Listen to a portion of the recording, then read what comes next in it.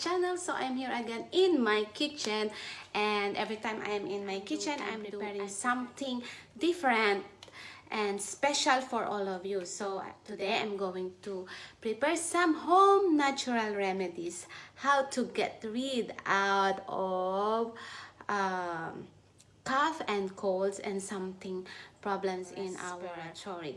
This is only home remedies, so if you don't have time to go to hospital, and if you want to save money, just try first the home remedies, and it is very effective.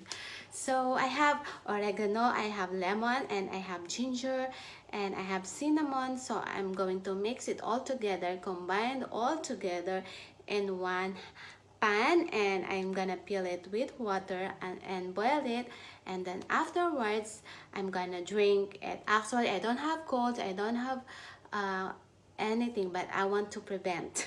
What? Prevention is better than cure, right? So I'm going to prepare it. So come and join with me. Stay happy.